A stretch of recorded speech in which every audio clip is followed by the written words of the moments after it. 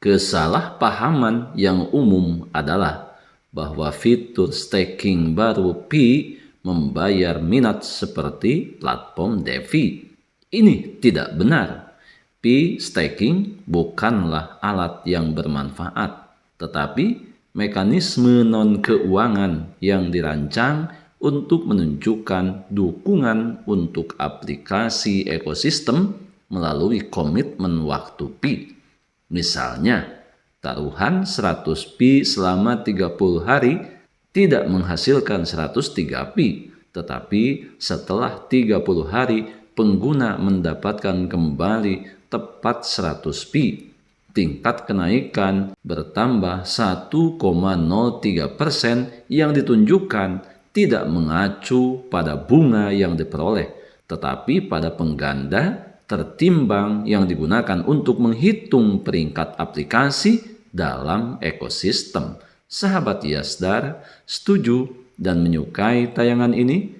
Berikan komentar terbaiknya untuk Yasdar TV lebih berkembang dan berkualitas. Biasakan selalu mencari informasi dan berita-berita lain sebagai referensi dan pembanding untuk menguji kebenaran informasi yang admin sajikan. Yasdar TV, saluran Pi Network.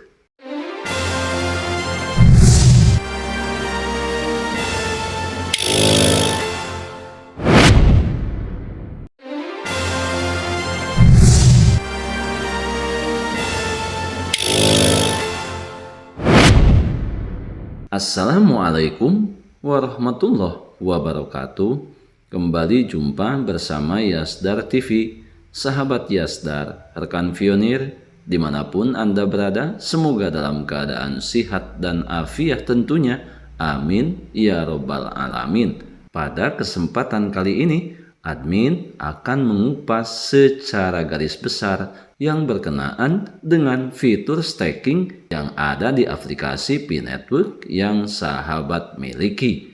Semoga informasi ini sedikitnya menambah wawasan kita memahami proyek Pi Network ini menjadi pemahaman yang akurat dan lebih baik lagi. Sebelum admin lanjutkan, jangan lupa like, komen, subscribe, dan share tayangan ini jika dirasa ada manfaatnya bagi sahabat yang baru saja bergabung. Jangan lupa bunyikan loncengnya untuk mendapatkan notifikasi info terbaru terkait perkembangan proyek Pi Network menuju jaringan terbuka seutuhnya.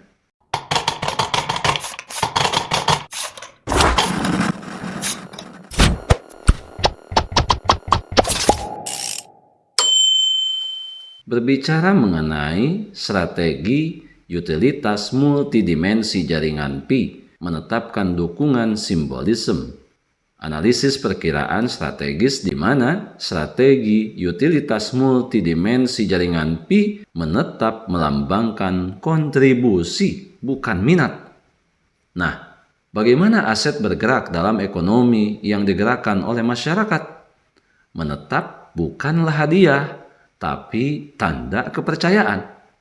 Membangun ekonomi pada kepercayaan bukan juga likuiditas.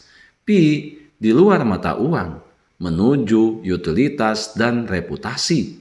Yuk, mari kita sama-sama berpikir melalui analisis prediktif dan mungkin saja berbeda dari hasil yang sebenarnya. Pertama, kita berbicara mengenai kendala utilitas mata uang digital tradisional. Ekonomi terjebak dalam siklus spekulatif. Sebagian besar mata uang digital tradisional beroperasi dalam sirkuit terbatas.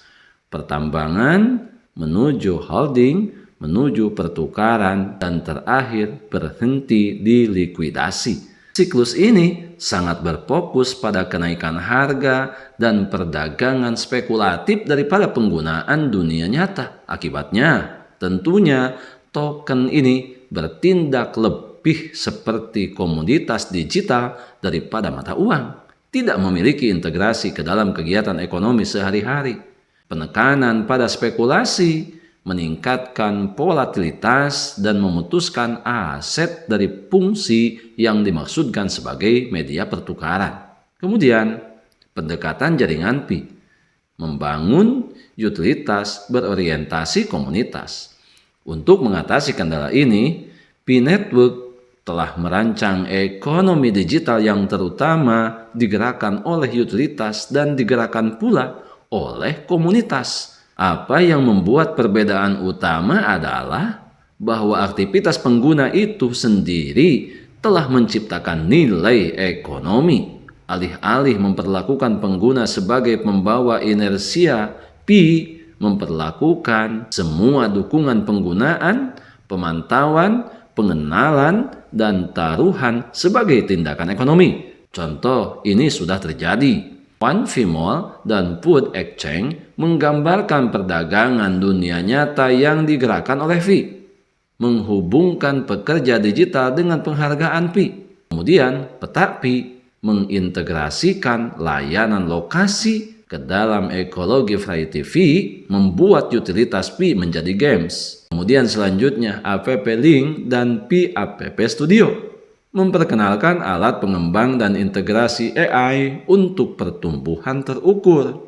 Contoh, ini menunjukkan bahwa Pi berkembang menjadi protokol utilitas multilayer, bukan hanya koin.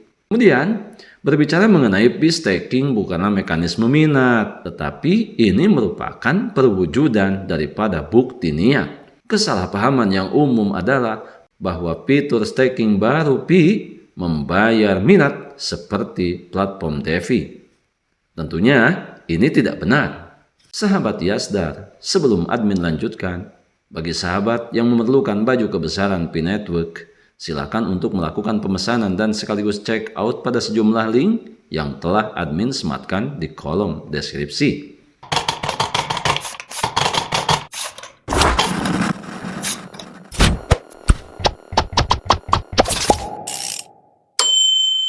Sahabat Yasdar, berbicara mengenai Pi staking bukanlah mekanisme minat, tetapi ini membuktikan gambaran daripada bukti dan niat.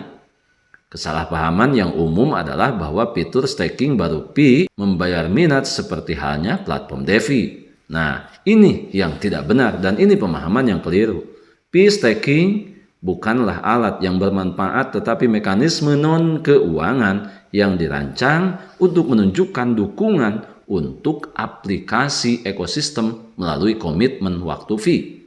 Kita ambil contoh, misalnya taruhan 100 pi selama 30 hari tidak menghasilkan 103 pi, tetapi setelah 30 hari pengguna mendapatkan kembali tepat 100 pi, tingkat kenaikan bertambah 1,03% yang ditunjukkan tidak mengacu pada bunga yang diperoleh, tapi pada pengganda tertimbang yang digunakan untuk menghitung peringkat aplikasi dalam ekosistem.